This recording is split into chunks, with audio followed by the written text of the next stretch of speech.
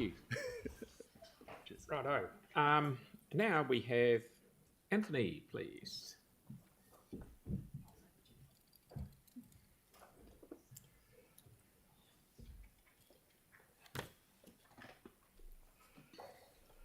Good to see you, young fella. Yes, I tried to sort of dress in a sort of downtone so I can fit with everything. Thank you very much, everybody.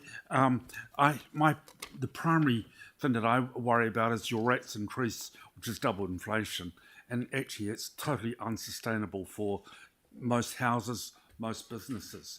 My typical increase in rent, if you want to know, is about 2.5%. And at the moment, I'm having to do 0% because they just say OPEX, which is your operating expenses and rates, is the biggest thing there for me, is unsustainable.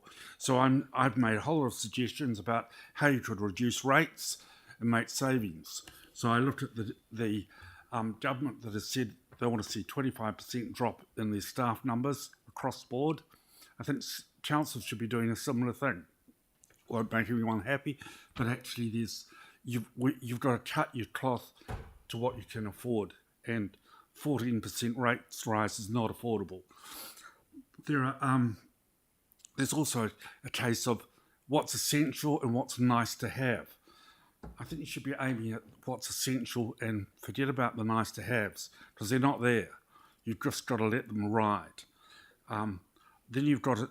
I talk about non-essential city assets that we really should be looking to ask you to sell things off, like your bus depot, that you don't own the red bus any longer. Why have you got that land? It's just a great big fat asset sitting there waiting to be liberated. You've got sections all over the city where you've done road widening. Classic example is the corner of Fendleton Road and Glandovey Road. There's a section there. It's been left blank for about 20 years. You have to mow it every 2 weeks. Why not sell it and get somebody to put a house on it? It just doesn't make sense. It's not big enough for a park or anything. So I say they're all over the city. The council should not be land banking. It needs to keep essential assets and get rid of whatever is not there. There's two ways of sort of trying to cut your cloth. You cut your expenses down, and then you try and say what is not essential and get rid of them. So that's what I'm a great believer in doing that. I had to do that with my terrace buildings. I owned 12 buildings at the time of the earthquake. I now own about 3. So I had to compress it.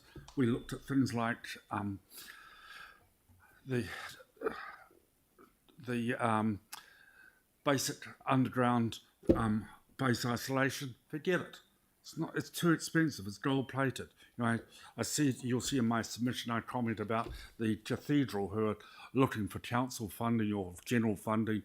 I think they're gold plating it. They need to say, do they need the town now? Do they need a visitor centre?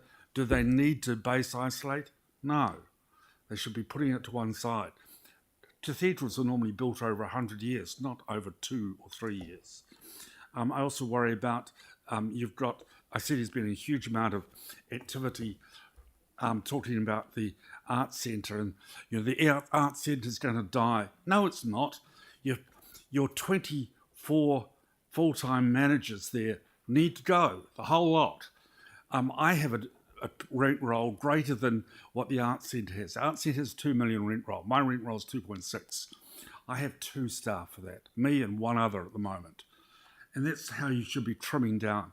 They would make a huge amount more money. Put it out private enterprise. There's plenty of businesses that would look after their arts centre.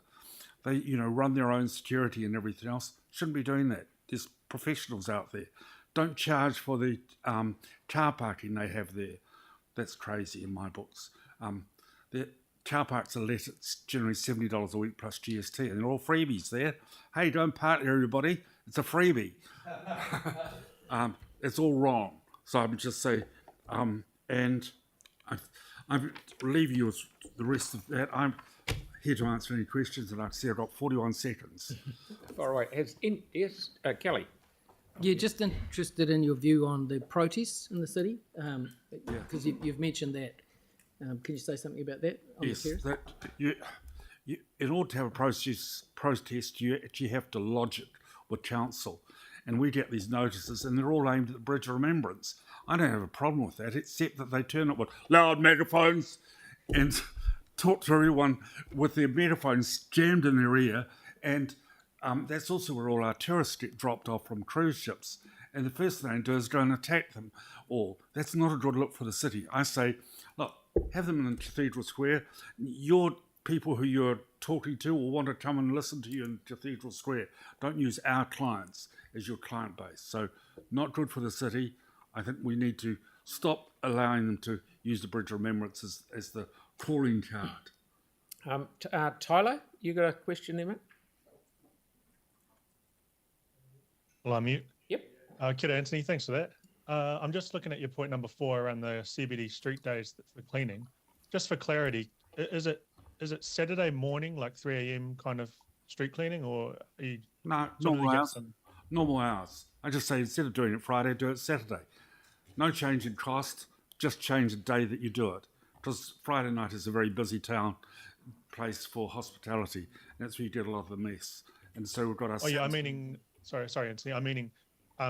So Friday, are you meaning Saturday morning, like late Friday night, early Saturday morning? street No, cleaning? I'm saying normal Saturday time. Nothing happens Okay. before 10 in the morning. Yep. Okay. Brilliant. Tim, here, we're ahead of time. With regards to the comments about getting rid of staff, so everything would slow down that we do because of the number of staff that would, because I would suggest that some of the government departments kind of loaded up over the last decade or so, but I don't believe we have, because people keep stealing our staff. So what would you, as a developer and dealing a lot with the council, what would your view be if, say, suddenly we were going to add, the timeline with regards to your dealing with council increased? I Because that's the only way to do it. Well, I used as an example there, consenting department, where we've got a lady in consenting who's bent on the disabled access. She actually doesn't know what the rules are. They're very simple. You just follow them. But no, she wants us to have a disabled bar, a lowered bar. Disabled people actually, we do table service there.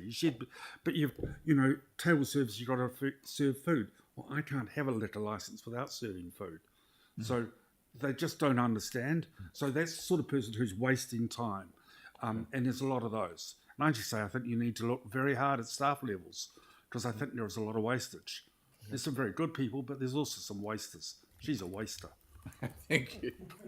Okay, thank you very much. Lovely. Good on Thank you very much. Good to see you. Okay, Prue there, please.